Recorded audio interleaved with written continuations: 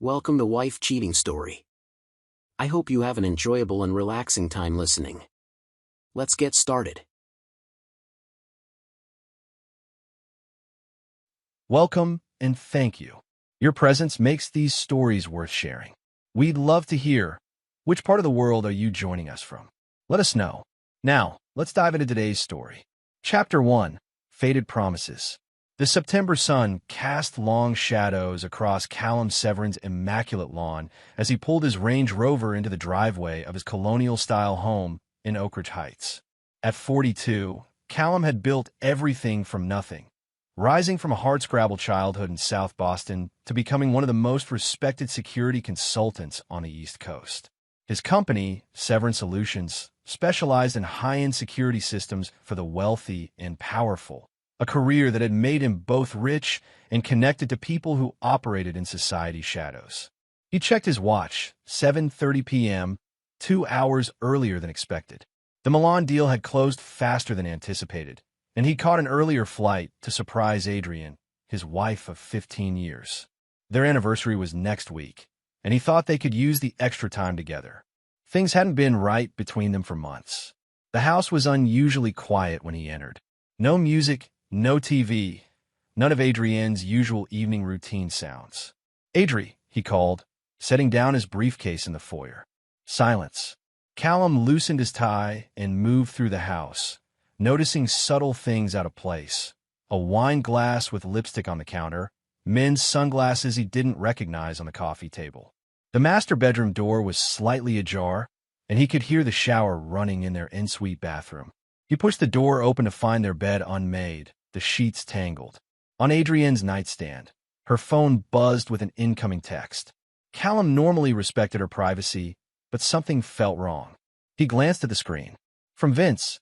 "I miss you already. Same time tomorrow?" Callum felt his stomach twist. He'd suspected something was off, but seeing confirmation made his blood run cold. He pocketed Adrienne's phone and walked back downstairs, his mind racing. He poured himself 2 fingers of whiskey and sat in darkness, waiting. 30 minutes later, Adrienne came downstairs in her silk robe, her blonde hair still damp. She startled when she spotted him in the shadows. "Jesus, Cal, you scare me half to death." Her hand flew to her chest. "When did you get home? I thought you weren't back until Friday." "Clearly," Callum said, his voice unervingly calm. He held up her phone. "Who's Vince?" Her face drained of color. "It's not."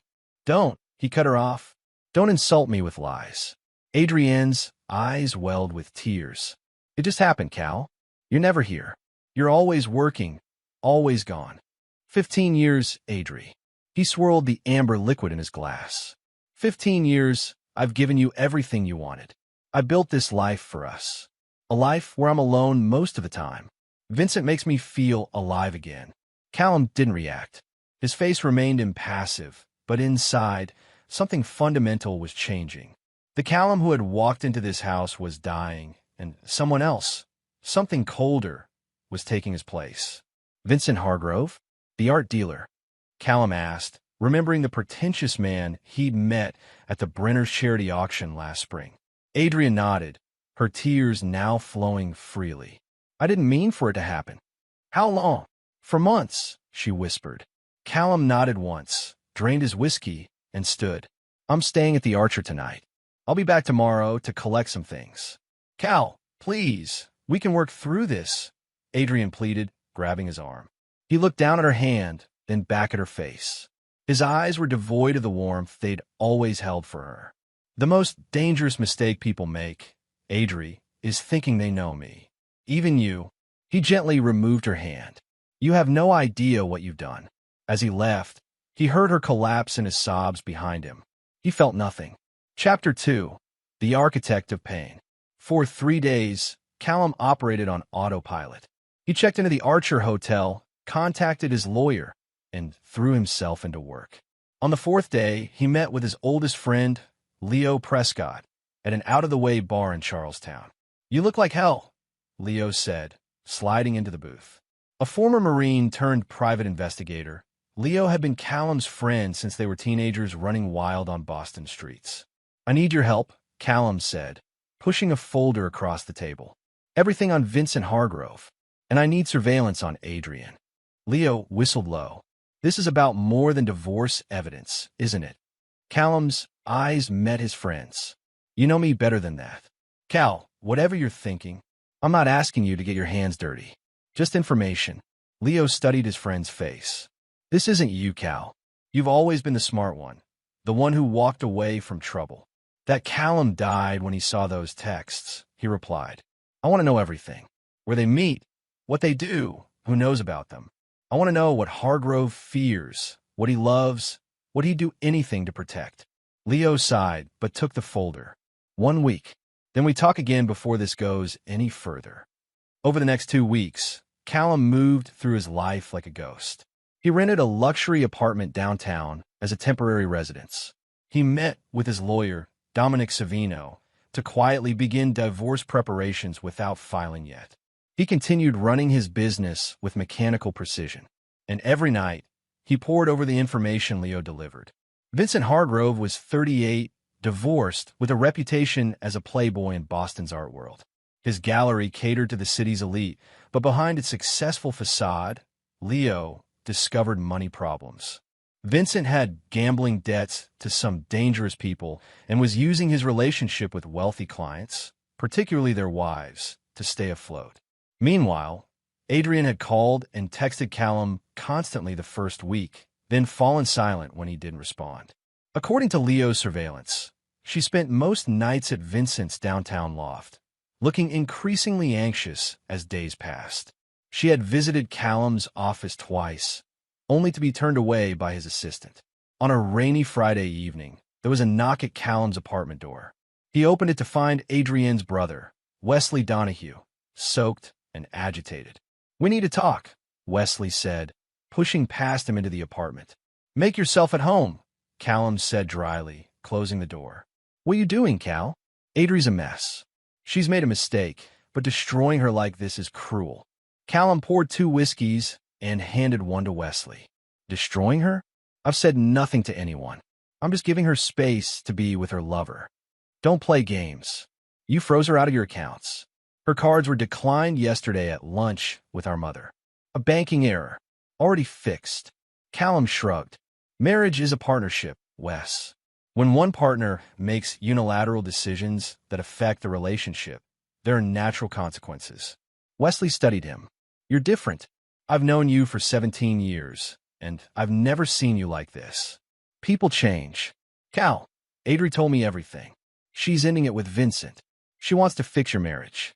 Callum smiled, but didn't reach his eyes. "Too late." "What does that mean?" Wesley asked, alarm creeping into his voice. "It means some things can't be undone. It means I'm just getting started." Wesley set down his glass. "Cal, I'm worried about you. This isn't about Adri anymore, is it? This is about something darker. You should worry about your sister, Wes. She chose poorly." As Wesley left, he turned back. "She still loves you, Cal, despite everything." "That's her problem, not mine," Callum replied, closing the door. That night, Callum received a final report from Leo. Vincent Hargrove owed $375,000 to Alexei Petrov, a Russian with connections to organized crime in Boston. The debt was due in 3 weeks. Vincent was desperate, planning to sell several forged artworks to unsuspecting clients. Callum smiled for the first time in weeks. He had found his leverage. Chapter 3: The Precipice. Over the next week, Callum set his plan in motion. He contacted an old client, District Attorney Howard Sullivan, and anonymously provided evidence of Vincent's art forgery scheme. Then, through shell companies, he arranged to purchase Vincent's debt from Petrov at a premium. He also hired a team to quietly move his most valuable possessions from the house when Adrian was out. Expensive wines, rare books, family heirlooms. Anything with sentimental or significant monetary value disappeared without a trace.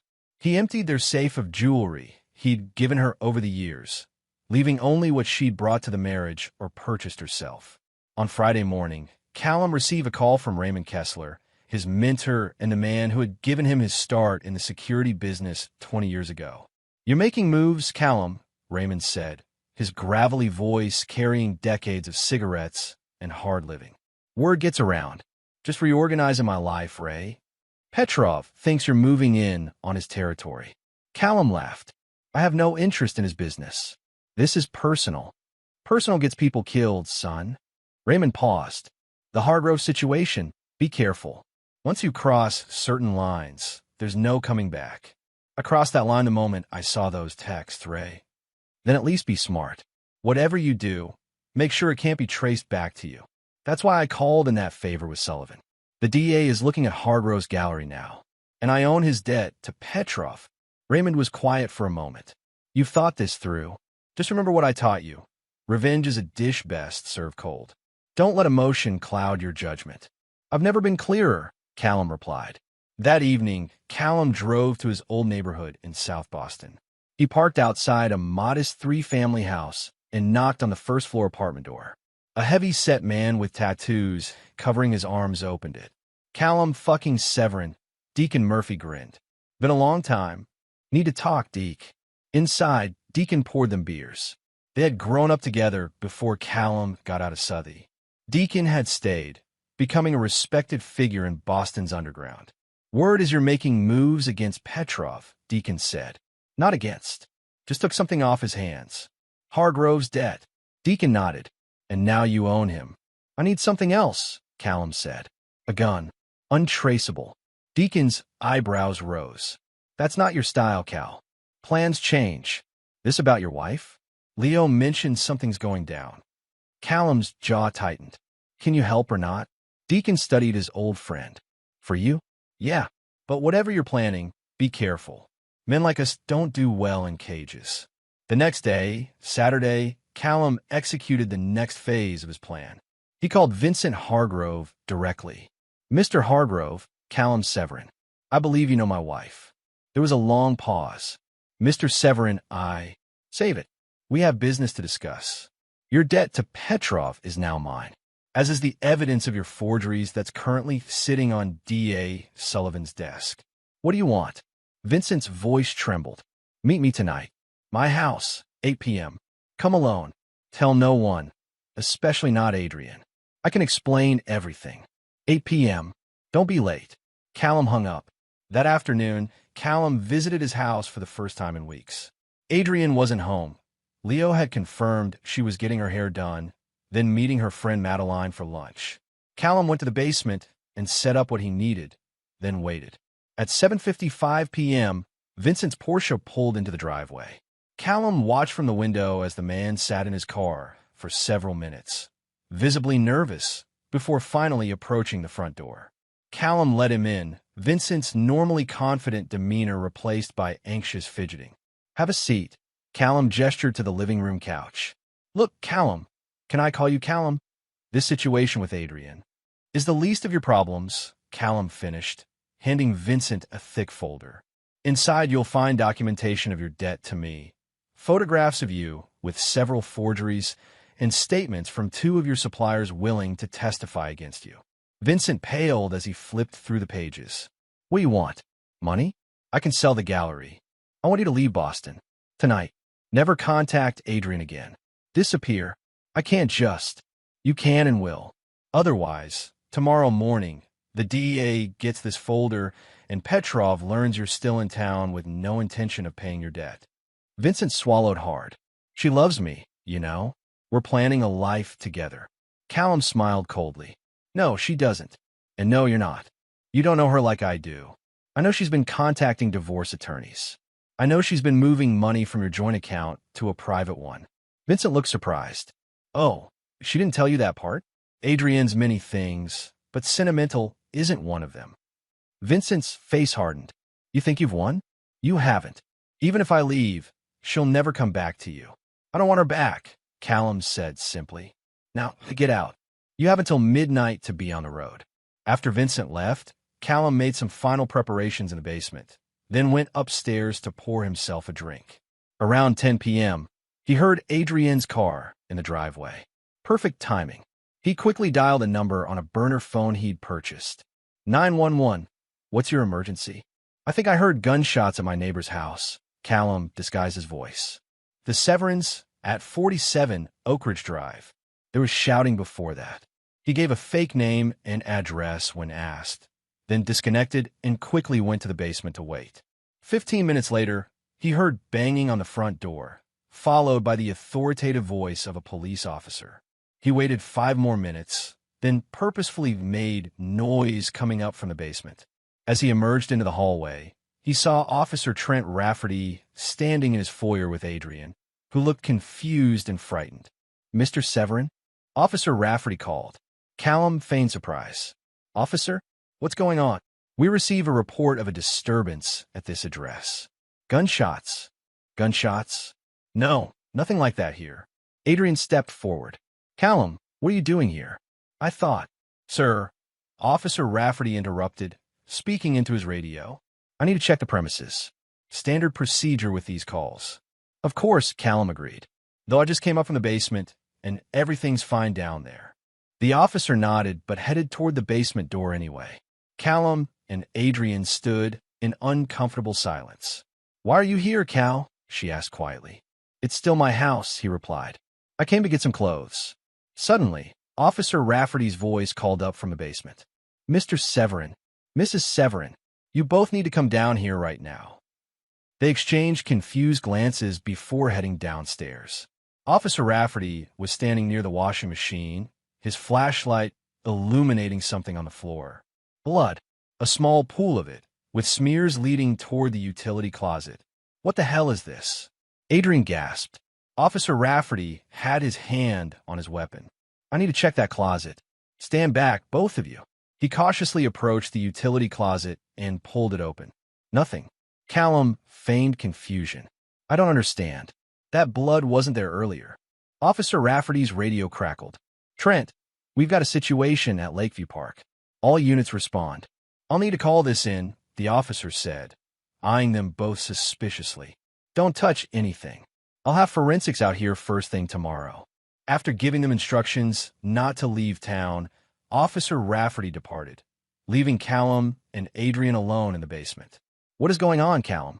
Adrian demanded, her voice shaking. "I have no idea," he lied smoothly. "I was just getting some clothes and—" His phone rang. He checked the screen, then answered. "Severin." "Sir, there's been an incident at your address," came Officer Rafferty's voice, following the script Callum had given him earlier. "Your wife is asking for you."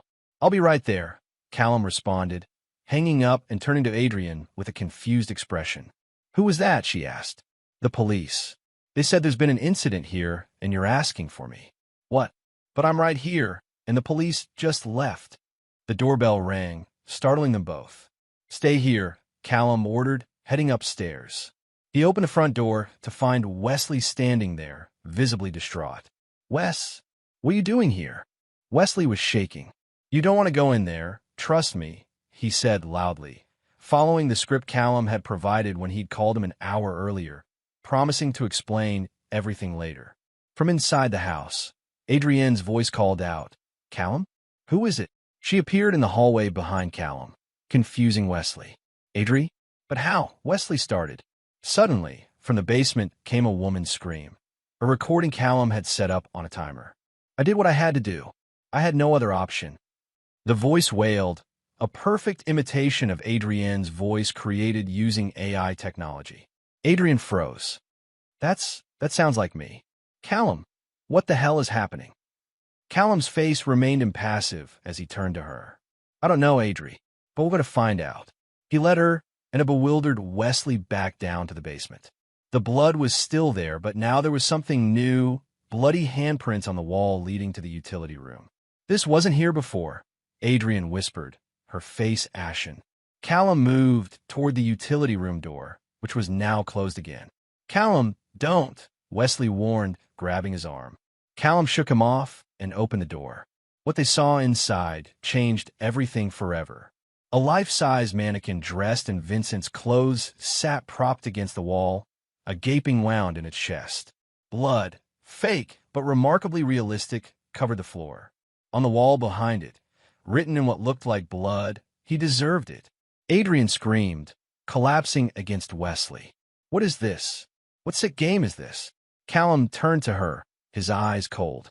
This is just the beginning, Adri. Just the beginning. Chapter 4. Fractured Mirrors. The following morning, Callum sat in Dominic Savino's office, calmly explaining what had transpired at the house. "Let me get this straight," Dominic said, pinching the bridge of his nose. "You staged a crime scene in your own basement to terrorize your wife." "To send a message," Callum corrected. "There's a difference. The police were involved. Officer Rafferty is an old client. He owed me a favor. The 911 call was anonymous. The blood was corn syrup with food coloring. No crime was committed." Dominic leaned back in his chair. "And your goal was what, exactly?" "To destabilize Adrian. To make her feel what I felt. That her world could collapse in an instant. That nothing is certain." "This is not the Callum Severin I've known for 10 years," Dominic said carefully. "This is something else. Something better," Callum replied. "Something unburdened by sentimentality." Dominic studied his client. "And what happens now?" Now we file for divorce.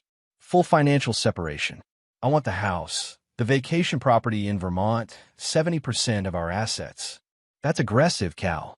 "No judge will. They will when they see the prenup she signed. The infidelity clause is clear." Dominic nodded slowly. "And Vincent Hargrove?" "He's no longer a concern," Callum said dismissively. "He left town last night. But Adrian doesn't know that yet." After leaving his lawyer's office, Callum visited Raymond Kessler at his compound in rural New Hampshire. The older man's sprawling property was as much fortress as home, reflecting Raymond's lifelong paranoia and the enemies he'd made building his security empire. "You took my lessons too much to heart," Raymond said as they walked the perimeter of his estate, guard dogs patrolling nearby. "I taught you to identify vulnerabilities, exploit weaknesses. But I never meant for you to use those skills this way." "You taught me to be ruthless in business," Callum replied. "Why should personal matters be different?" Raymond stopped, turning to face his protege. "Because business is business. The heart is something else entirely."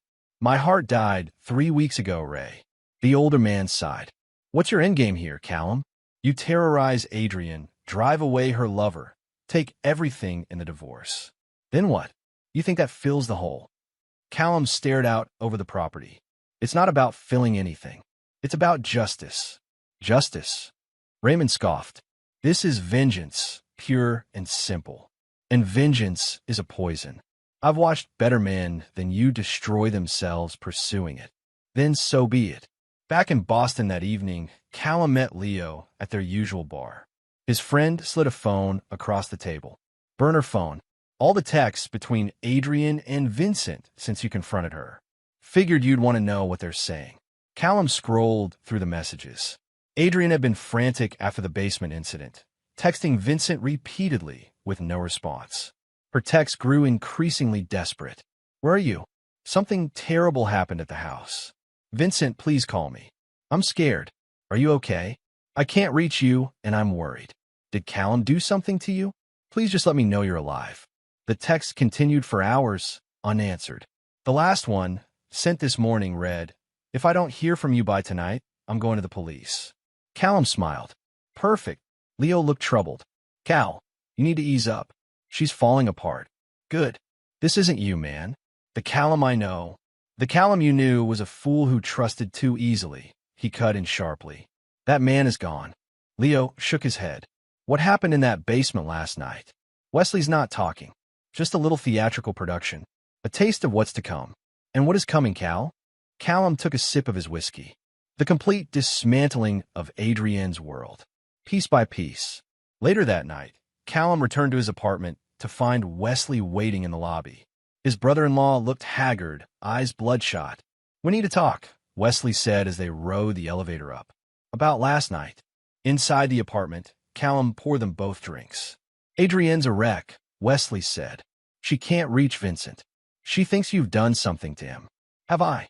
Callum asked mildly. Wesley studied him. "I don't know anymore. That's what scares me." "Relax, Wes. Vincent's fine. He left town of his own accord." "And that scene in the basement?" "A lesson." Wesley downed his drink. "This has to stop, Cal. Whatever game you're playing, it's cruel. Adrian made a mistake, but this—" "A mistake," Callum's voice hardened.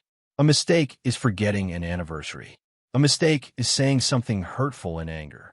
Carrying on a 4-month affair with another man. Bringing him into our home, into our bed. That's a choice, Wes. A deliberate, calculated choice. So what's your plan? Torture her psychologically until she breaks. Something like that. Wesley stood. I can't be part of this. Whatever happened to you, whatever switched inside you, I don't recognize you anymore. You never knew me, Wes. Not really. None of you did. After Wesley left, Callum checked his security cameras. He had installed them in the house years ago, a professional habit, and Adrian had never known about them. Through them, he watched as she paced their living room, phone in hand, periodically trying Vincent's number again. Her fear was palpable, exactly as he'd planned. Chapter 5. The Blood Price. The next morning, Adrian finally went to the police to report Vincent missing. Callum, who had anticipated this move, was already there, speaking with Captain Bennett, another client whose home security system Callum had installed at a steep discount. As Adrian entered the station, she froze at the sight of Callum chatting amicably with the police captain. Mrs. Severin, Captain Bennett greeted her. Your husband was just telling me about the strange incident at your home. We've dispatched officers to check it out. I'm here about something else, Adrian stammered. My friend, Vincent Hargrove. He's missing. Missing? The captain raised his eyebrows. Since when? I haven't heard from him since yesterday morning. Captain Bennett glanced at Callum, who maintained a neutral expression. That's hardly enough time to declare someone missing, Mrs. Severin, especially an adult male with no known threats against him. You don't understand. The timing, with what happened at our house. The mannequin incident? The captain asked. Your husband has explained that was likely a prank by local teenagers. We've had similar reports in the area. Adrienne's eyes widened in disbelief. She turned to Callum. A prank? You know that's not. Adri, Callum interrupted gently. The picture of a concerned husband. I know you're upset about everything that's happened, but jumping to conclusions isn't helping. She stared at him, speechless. Tell you what, Captain Bennett said. We'll take down Mr. Hargrove's information and keep an eye out. In the meantime, try calling his other friends, family, see if anyone's heard from him. Outside the station, Adrian confronted Callum. What did you do to him? Nothing, Adri. Vincent chose to leave. I don't believe you. Callum shrugged. Believe what you want. But ask yourself this. If he really loved you, would he disappear without a word when things got complicated? That afternoon, Callum met with their financial advisor, Bernard Walsh, to begin transferring assets. The prenuptial agreement Adrian had signed gave Callum significant leverage in case of infidelity, and he intended to use it fully. She'll fight this, Bernard warned, regardless of the prenup. Let her, Callum replied. I have documentation of the affair. Photographs, text messages, hotel receipts. Bernard looked uncomfortable. And Vincent Hargrove? What about him? What about him? There are rumors, Callum, about why he left town so suddenly. Callum's expression remained unchanged. People gossip, Bernard. Vincent had his own problems. That evening, Callum received a call from Leo. We've got a situation, Leo said without preamble. Adrian went to Vincent's gallery today. It was closed, but she made a scene, started shouting that you'd done something to him. His assistant called security. Perfect, Callum said. The more unstable she appears, the better for me. Cal, this is getting dangerous. She's spiraling. If she keeps making these accusations publicly, then what? The police investigate? They find nothing because there's nothing to find. Leo was quiet for a moment. Deacon asked about the gun. Tell him I no longer need it. He's worried. So am I. Don't be. Everything's proceeding exactly as planned. The next day, divorce papers were delivered to Adrian at the house. Callum had them served while she was having lunch with her mother, ensuring maximum embarrassment. The terms were brutal. Callum was claiming almost everything, citing the infidelity clause in their prenup. That night, Adrian showed up at his apartment, eyes red-rimmed, clutching the papers. Let me in, Callum, she demanded. We need to talk about this. He let her in, maintaining his cold demeanor. There's nothing to discuss. The terms are clear. This is insane, she said, throwing the papers onto his coffee table. You're asking for everything. The house, the vacation property, my car, even my grandmother's jewelry. The jewelry I bought you, he corrected. As for the rest, you agreed to these terms when you signed the prenup. Section 7, paragraph 3. In the event of infidelity by either party, the wronged spouse shall be entitled to, he recited from memory. I know what it says, she snapped. But this is vindictive, Cal. This isn't about fairness or legality. This is punishment. Yes, he agreed simply. It is. Adrian stared at him, taken aback by his honesty. What happened to you? The man I married would never. The man you married died the moment he saw those texts. Callum interrupted. This is who I am now. And the basement? The mannequin? Making me think you'd hurt Vincent. Psychological warfare, he said with a shrug. I wanted you to feel what I felt. Complete disorientation, the sense that the ground beneath your feet had disappeared. Adrian sat heavily on his couch. Where is he, Cal? Where's Vincent? Gone. I made him an offer he couldn't refuse. He chose self-preservation over you. The fight seemed to drain out of her. So all of this, the missing person report, me thinking it was all a game to you? Not a game. A lesson. And what lesson is that? Callum leaned forward. That betrayal has consequences. That I'm not the man you thought I was. Adrian was quiet for a long moment. Then, unexpectedly, she laughed, a hollow, bitter sound. You know what's ironic, Cal? This cold, ruthless version of you is exactly why I turned to Vincent in the first place. Explain. You've always had this capacity for detachment, for compartmentalizing emotions. I used to admire it, how you could separate personal feelings from business decisions. But over the years, that wall between your compartments started to disappear. Everything became business to you, even our marriage. Callum's expression remained impassive. Vincent made me feel wanted, she continued.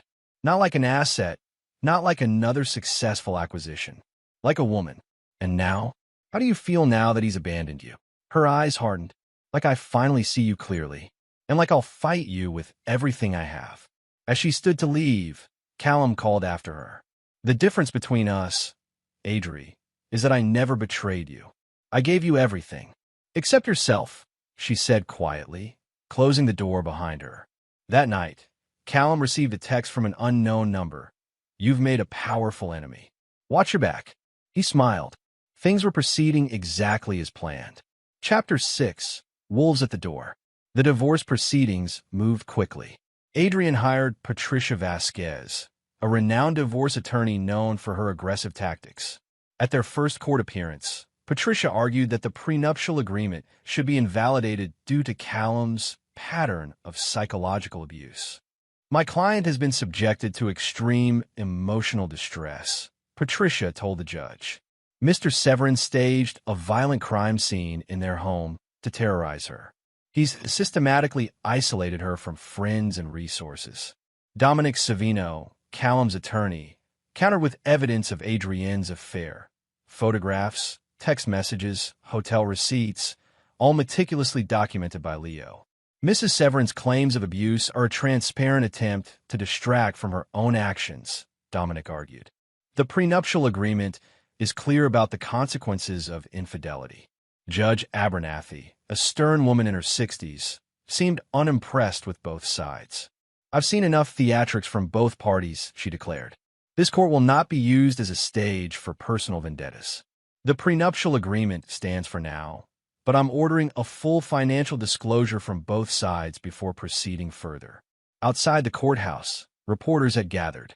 Callum strode past them without comment, but Adrian stopped, tears streaming down her face. My husband is destroying me for making one mistake, she told the cameras. He's a vindictive, dangerous man. Leo, who had been watching from a distance, caught up with Callum at his car. This is getting ugly fast, Cal. She's going public with accusations. Let her, Callum replied calmly. It only makes her look unhinged. She mentioned the basement incident, a prank by local teens, according to police reports. Captain Bennett has already gone on record saying as much. Leo studied his friend. You've thought of everything, haven't you? That's why I'm still standing, Callum said, getting into his car. And Vincent Hargrove isn't. The next day, Callum visited his old house to collect more belongings. Adrian was supposed to be out, but he found her sitting in the kitchen, staring at nothing. "I thought you'd be at your mother's," he said, setting down his empty boxes. "I couldn't face her," Adrian replied, her voice hollow.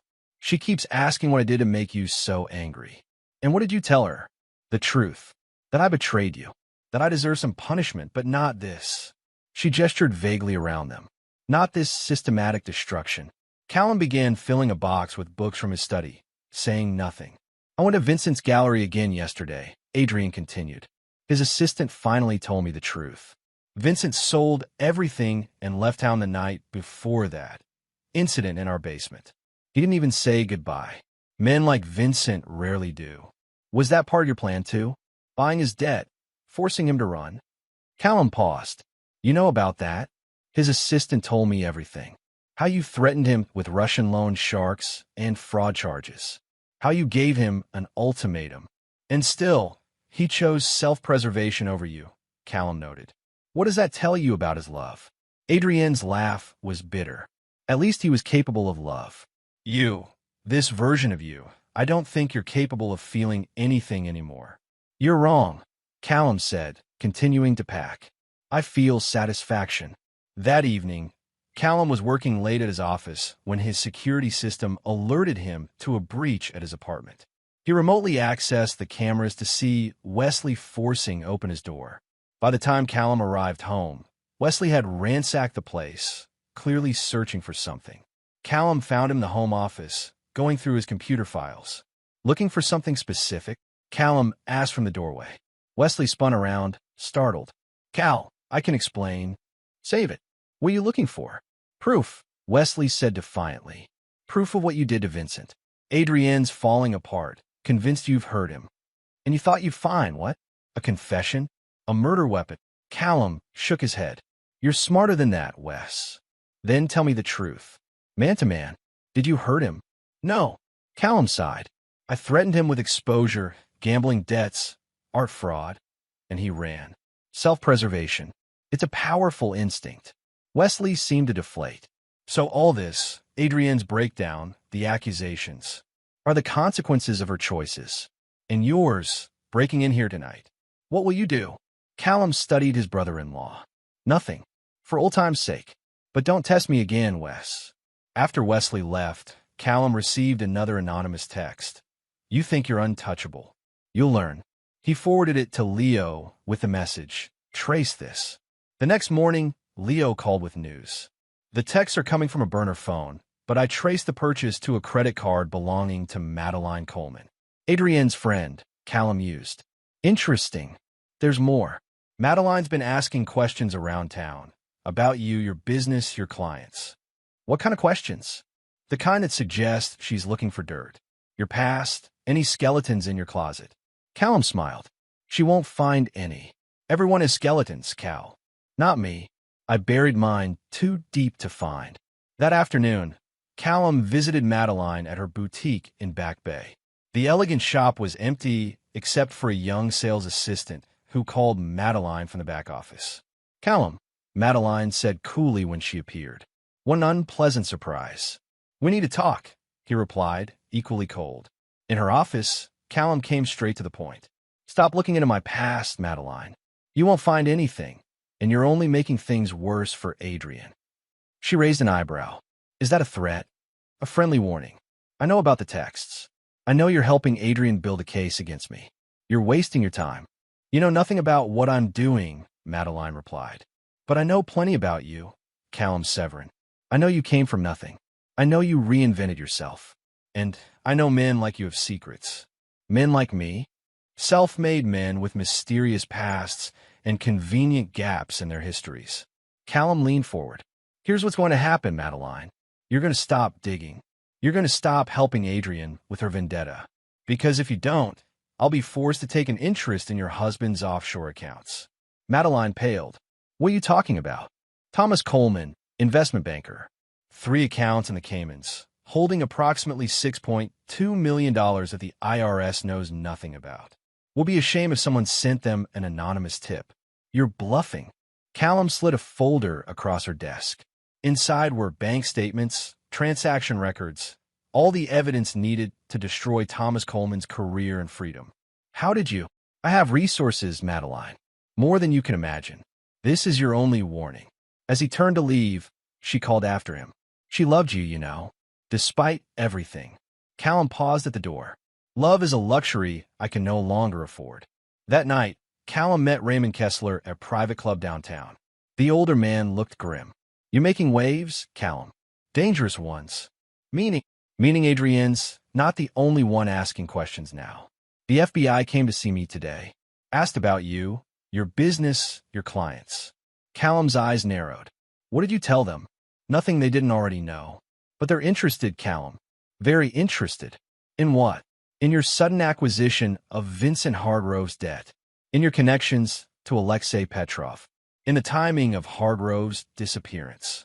Hargrove didn't disappear. He fled. There's a difference. Raymond leaned forward. Listen to me carefully. You've let this vendetta consume you. It's affecting your judgment. Walk away now before it's too late. I can't, Callum said simply. Not until it's finished. And when will that be? Raymond asked. When Adrienne's broken. When you've taken everything. What's the endgame here? Justice, Callum replied. Nothing more, nothing less. As he left the club, Callum's phone buzzed with a text from Leo. We've got trouble. Meet me at your office. Now, Chapter 7, Scorched Earth. Leo was waiting when Callum arrived at Severin Solutions headquarters, a converted warehouse in the Seaport District. The offices were empty at this late hour, which was exactly why Leo had chosen to meet here. What's the emergency? Callum asked, finding Leo in his private office. Leo passed him a tablet. On it was a video file. This came an hour ago. Anonymous email. Callum pressed play. The video showed a meeting with Alexei Petrov in a parking garage 3 weeks earlier, discussing the purchase of Vincent's debt. The audio was crystal clear. I want Hargrove desperate, cornered, Callum's voice said on the recording. I want him to feel like he has no options. And if he doesn't run? Petrov had asked. Then we moved to Plan B, Callum had replied. Which is? You don't want to know. The video ended. Callum's face remained impassive, but inside his mind raced. Who sent this? He asked. Untraceable. But the message with it was clear. $500,000 or this goes to the FBI. Callum set down the tablet. Blackmail. Cal, this looks bad. Really bad. It makes it sound like you had plans to harm Vincent if he didn't leave town. It was a bluff. There was no plan B. The FBI won't see it that way. Not with Hargrove gone and you systematically destroying Adrienne's life. Callum paced the office. Who could have recorded this? The garage was secure. Petrov's men swept it for devices. Someone's been 2 steps ahead of you, Leo said grimly. Question is who? Adrienne doesn't have the resources or connections for this. Vincent was too scared to try anything. What about Madeline?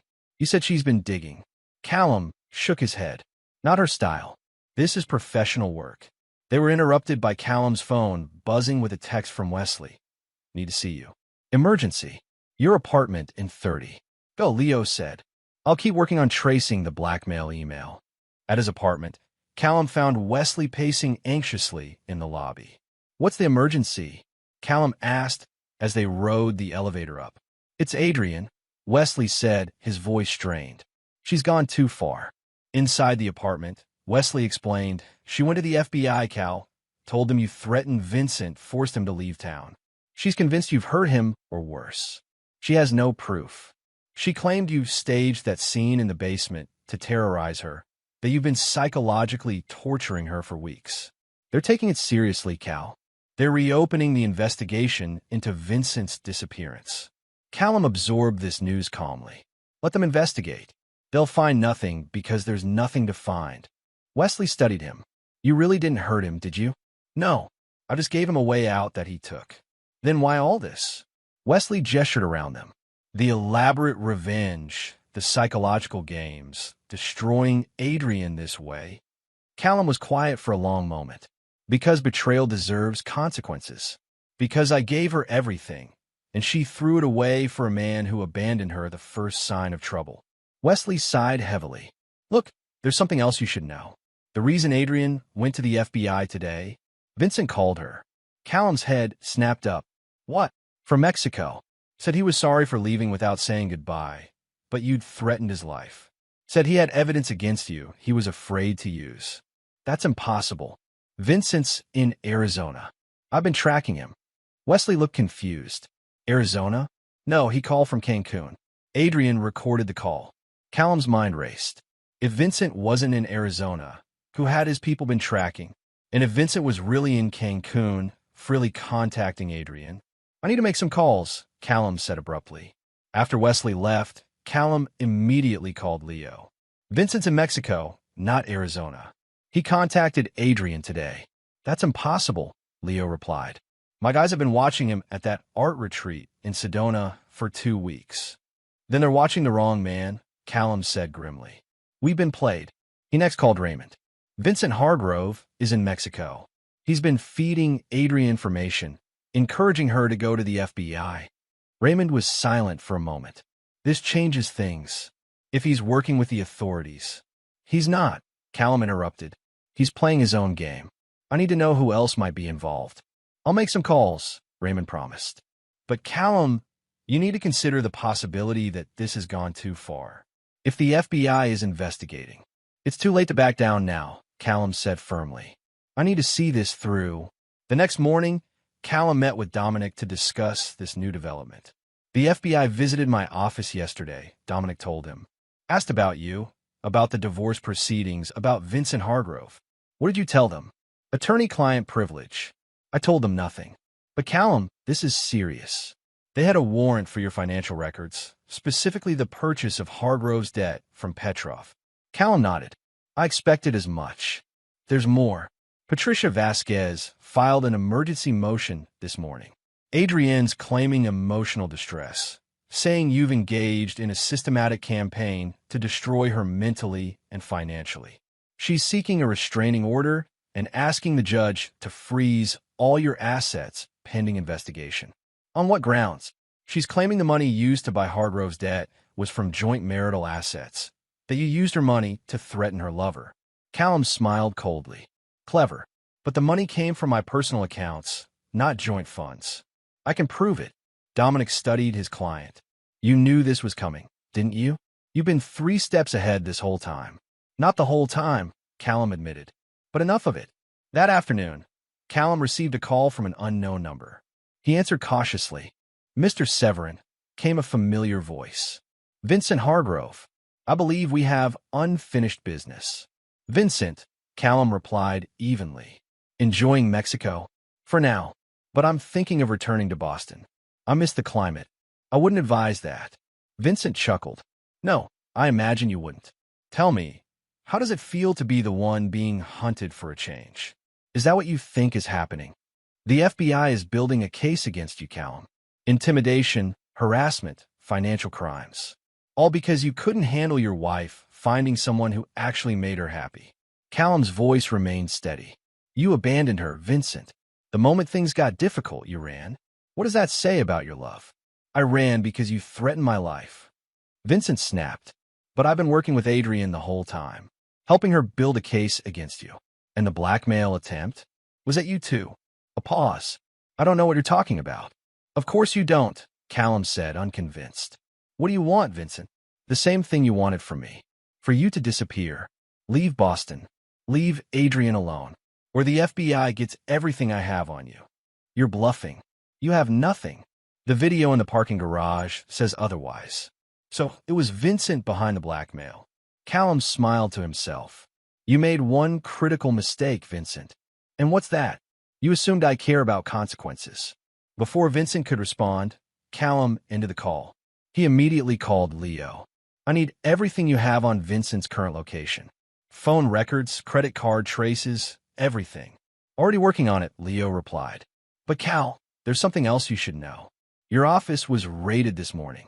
FBI. They took computers, files, everything related to your business with Petrov.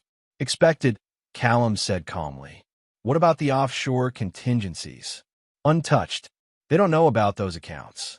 Good. I need you to activate Protocol Lazarus. Leo was silent for a moment. You're sure? That's scorched earth, Cal. No going back. I'm sure. It's time to end this. Protocol Lazarus was Callum's ultimate contingency plan, developed years earlier for a worst-case scenario. It involved liquidating certain assets, activating dormant shell companies, and essentially creating a financial firewall that would protect his core holdings from any legal attack. That evening, Callum received a text from Wesley. Adrienne's been hospitalized. Nervous breakdown. She needs you, Cal. Despite everything. Callum stared at the message for a long time before deleting it unanswered. Instead, he drove to Raymond's estate in New Hampshire. The older man was waiting for him on the porch, drinking whiskey despite the cool evening air. "I warned you," Raymond said as Callum sat beside him. "I told you vengeance was a poison." "It's not vengeance anymore, Ray. It's survival." Raymond studied him. "What are you planning?" "The end," Callum said simply. "One way or another." Chapter 8. The Phoenix Gambit. The next morning, the Boston Globe's front page carried the headline, "Security Mogul Under Investigation. FBI Probes Callum Severin for Alleged Threats, Financial Crimes." The article detailed the FBI's investigation, Adrienne's allegations of psychological torture, and Vincent Hargrove's claims of intimidation. It painted Callum as a vengeful husband using his wealth and connections to destroy his wife and her lover. Callum read the article calmly over breakfast at Raymond's estate. The older man watched him with concern. "Your reputation is in tatters," Raymond observed. "Your business is under federal investigation. Your wife is in a psychiatric hospital. Was it worth it?" "Ask me when it's over," Callum replied, setting down the newspaper. His phone buzzed with a text from Leo. "Vincent's in Cancun. Royal Mayan Resort. Room 412. Using the name Michael Pearson." Callum nodded to himself. "I need to borrow your jet, Ray." "Mexico? That's your play." Raymond looked incredulous. "The FBI is watching you. The moment you try to leave the country, they'll arrest me," Callum finished. "I'm counting on it." Raymond studied him. "What game are you playing, Callum?" "The only one that matters now. One where everyone loses." Before leaving, Callum called Dominic. "I need you to leak something to the press. Tell them an anonymous source close to Adrienne Severin has evidence that her breakdown was staged, part of a ploy to gain sympathy in the divorce proceedings." "That's not true," Dominic protested. "Truth is irrelevant at this point. Just do it." Next, Callum called Wesley. "I got your text. How is she? How do you think?" Wesley snapped. "She's sedated, Cal. The doctors say she's had a complete psychological break. She keeps saying you're going to kill her, that you've already killed Vincent." "I'll be there soon," Callum promised, his voice uncharacteristically gentle. "Don't bother. You've done enough damage. Trust me one last time, Wes. There's more to this than you know." After hanging up, Callum enacted the final phase of Protocol Lazarus. He transferred $10 million to a series of untraceable offshore accounts, liquidated several properties, and instructed his attorneys to prepare certain documents for delivery in the event of his arrest. By mid-afternoon, everything was in place.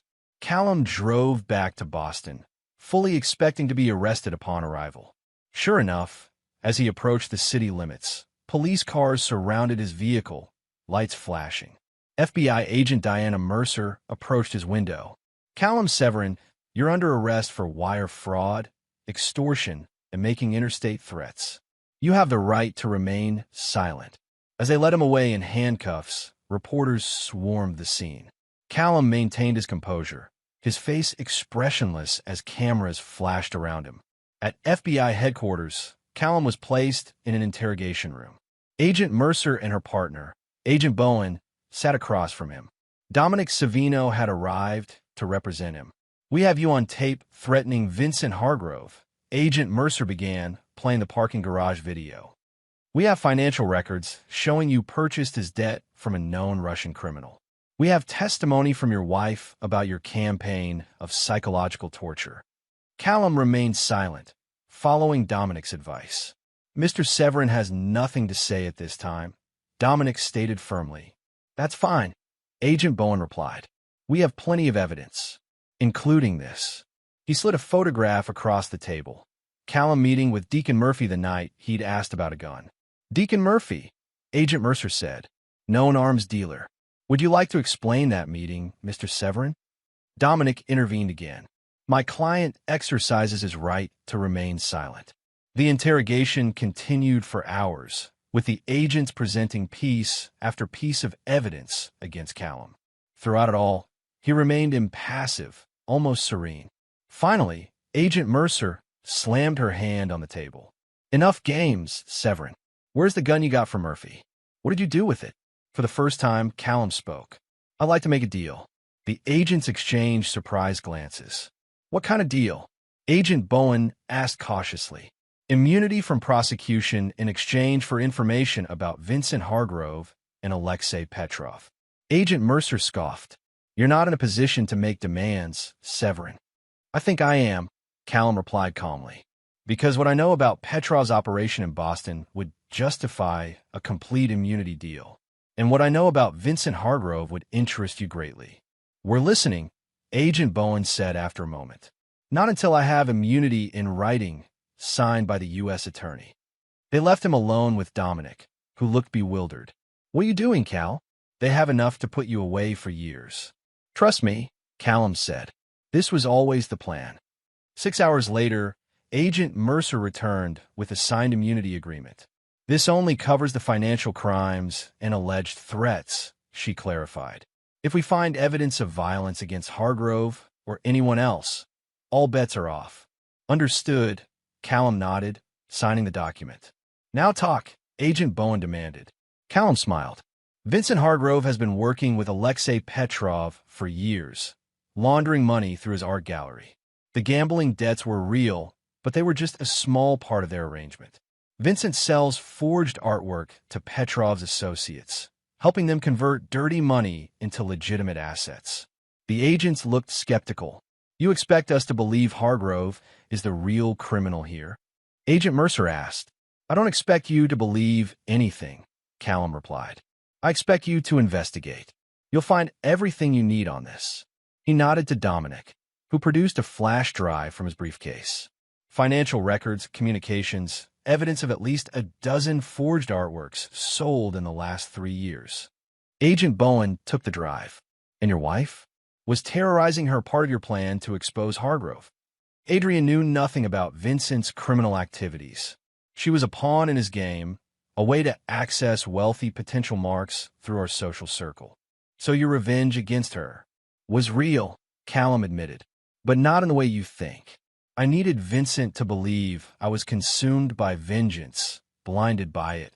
It was the only way to get close enough to gather the evidence you now have. The agents exchanged glances. We'll need to verify all of this, Agent Mercer said. Of course. In the meantime, I believe our agreement means I'm free to go. As Callum walked out of FBI headquarters that evening, Leo was waiting for him. It worked? Leo asked, falling into step beside him. Perfectly, Callum confirmed. They took the bait. And now we proceed to the final phase. The next morning, FBI agents raided Vincent Hargrove's gallery and home, discovering evidence supporting Callum's claims. Simultaneously, Mexican authorities, acting on information provided by the FBI, arrested Vincent at his hotel in Cancun. The Boston Globe's headline read, Art dealer arrested in international fraud scheme. Vincent Hargrove linked to Russian money laundering operation. Callum visited Adrian at the hospital that afternoon. She was sitting by the window in the psychiatric ward, staring blankly outside. She didn't turn when he entered. It's over, Adri, he said softly, sitting across from her. Vincent's been arrested. His criminal activities have been exposed. She turned slowly to face him, her eyes vacant. You knew, she whispered. You knew what he was all along. Yes. And everything you did, the basement, the psychological warfare, it was all to expose him? Not entirely, Callum admitted. I wanted you to suffer, Adri. I wanted you to feel what I felt when I discovered your betrayal. But I also needed Vincent to believe I was blinded by vengeance, focused only on destroying you. It was the only way to get close enough to gather evidence against him. Tears welled in her eyes. You let me believe I was losing my mind. You let me be hospitalized, sedated, a necessary evil. She laughed bitterly. You haven't changed at all, have you? Still compartmentalizing, still justifying cruelty as necessity. The difference is I now know what I'm capable of, Callum replied. And so do you. As he stood to leave, Adrian grabbed his wrist. Did you ever love me, Cal? Or was I just another acquisition, another asset to be protected? Callum paused. I loved you more than anything, Adri. That's why your betrayal hurt so deeply. That's why I needed to make you pay for it. And now that you've won, now we both lose, he said simply, gently removing her hand from his wrist. The divorce proceedings continue. The terms remain the same, even after everything, especially after everything. Chapter 9. Ashes of Redemption. 1 month later, Callum sat in Judge Abernathy's chambers with Dominic, Patricia Vasquez, and Adrian. The divorce proceedings had reached their end. I've reviewed all the evidence and arguments from both sides, Judge Abernathy said sternly. This case has been one of the most disturbing I've presided over in 30 years on the bench. She turned to Callum. Mr. Severin, while your actions in exposing Mr. Hargrove's criminal activities were ultimately beneficial to law enforcement, your methods, particularly your psychological warfare against your wife, were cruel and unconscionable. Callum nodded slightly, but said nothing. And Mrs. Severin, the judge continued, while you were a victim of manipulation by both your husband and Mr. Hargrove, your admitted infidelity was the catalyst for these events. Judge Abernathy sighed heavily. Having considered the prenuptial agreement and all mitigating factors, I'm prepared to render my decision. The judgment was a compromise. Callum received the house and 60% of their joint assets, rather than the 70% he demanded. Adrian kept her car, her grandmother's jewelry, and the vacation property in Vermont. Both were ordered to undergo psychological counseling. Outside the courthouse, Adrian approached Callum. So that's it? 15 years ends like this. Yes, he said simply. You know, I kept hoping, even after everything, that somewhere inside you was the man I married. The man who could forgive. That man died the night I saw those texts, Callum replied. And he's never coming back. What will you do now, she asked. Start over. Somewhere new. Adrian nodded sadly. For what it's worth, I am sorry, Cal. Not just for the affair, but for not seeing who you really were all these years. And who is that? Someone who can never let go of a betrayal. Someone who will burn everything to the ground rather than forgive. Callum didn't dispute her assessment. Goodbye, Adri. That evening, Callum met Leo at their usual bar for the last time. It's all set, Leo informed him. The company's been sold to Raymond's group. Your new identity and accounts are ready in Geneva. Clean break, just like you wanted. And the loose ends? Tied up. FBI investigation closed with Hargrove's conviction. Petrov's operation dismantled. Your immunity deal holds. Callum nodded, satisfied. And Wesley? Still angry, but he'll be fine. I'll keep an eye on him, like you asked. They drank in silence for a moment before Leo spoke again. Was it worth it, Cal? All of this? Callum considered the question. I lost my wife, my home, my business, my reputation. But I protected what matters most, which is the principle, the knowledge that no one betrays Callum Severin without consequences. Leo shook his head. That's a cold comfort to take into exile. It's enough. The next morning, Callum visited Raymond's estate one final time. The older man embraced him like a son. I still think you went too far, Raymond said as they walked the grounds. But I understand why you did it. Do you? Callum asked. Yes, because I would have done the same. Raymond sighed. That's the curse of men like us, Callum. We can't let betrayal stand. We can't show weakness, even if it costs us everything. Not everything, Callum corrected. I still have what matters.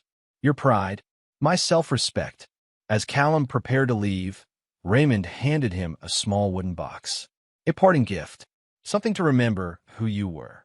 Inside was a photograph of Callum and Adrian on their wedding day, both looking impossibly young and happy. Beneath it lay the first security system Callum had ever designed, a crude prototype that had launched his career. Thank you, Callum said, genuinely moved. Your new life awaits, Raymond said. But remember, no matter how far you run, you can't escape yourself. Callum's private jet departed Boston Logan International Airport that afternoon. As the city receded beneath him, he reflected on the past few months. The pain, the rage, the calculated revenge. He felt no regret, no second thoughts. Only a cold satisfaction that justice, as he defined it, had been served. Vincent Hargrove would spend years in federal prison. Adrian had lost the husband who had given her everything, the lover who had promised her excitement, and the social standing she had cultivated for 15 years. And Callum himself had lost the life he had built, but preserved the principle that had always guided him. Betrayal must have consequences. His phone buzzed with one final text from Leo. Wesley's asking questions. Says he knows what really happened. Be careful. Callum smiled to himself. Wesley could ask all the questions he wanted. The truth was buried too deep for anyone to find now. As the plane crossed the Atlantic, Callum Severin died on paper, and Alexander Pierce was born. A new name, a new life, a new beginning. But underneath it all, he remained unchanged, a man who never forgave, never forgot, and never showed mercy to those who betrayed him. The sun set over the ocean as Callum opened his laptop and began planning his next venture. The past was behind him now, reduced to ashes by his own hand. From those ashes, like a phoenix, he would rise again, colder, harder, and more ruthless than before. After all, that was the man he had always been beneath the carefully constructed facade. Adrian had simply been the one to finally reveal him to himself. And for that, at least, he could almost thank her. Almost, but not quite. Because Callum Severin never forgave. Not anyone.